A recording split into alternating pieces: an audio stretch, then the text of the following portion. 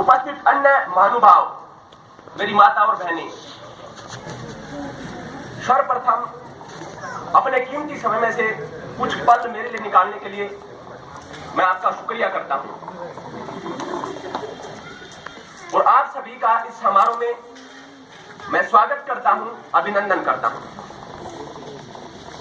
साहित्य समाज का दर्पण है, इसे कोई मना नहीं कर सकता, इसे कोई इनकार नहीं कर सकता। मैं मानता हूं एक कवि को कल्पनाओं का सम्राट माना जाता है, लेकिन यह भी सच है कि कवि की कविताएं जितनी कल्पनाओं में तैरती हैं, उतनी ही यथार्थ के रातल पर पैर जमाए रखती हैं। यह कविता मैंने कोई वित्त प्राप्ति, कोई धन प्रबंध या प्रसिद्धि के लिए नहीं लिखी।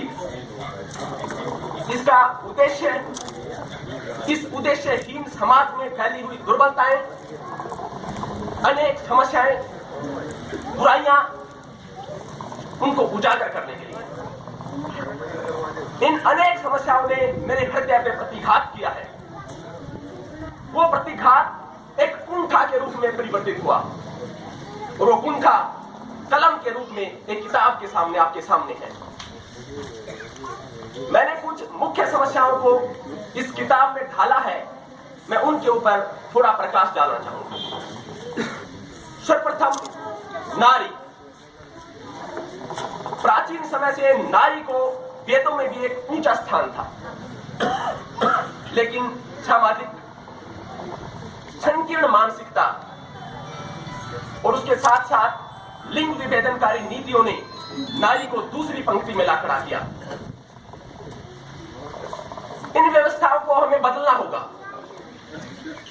नारी की पीड़ा, उसकी वेदना, उसकी व्यथा, इन चीजों को मैंने किताब के जरिए बाहर निकालने की कोशिश की है। दूसरा एक मुद्दा है, वो है निर्धनता।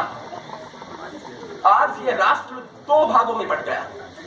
एक जो धन धान्य से संपन्न है, जो कानून बनाते हैं, जो नियम बनाते हैं, जिनकी हर रसूख पर पहुंच है, और दूसरा जो निर्धन है, जो गरीब है,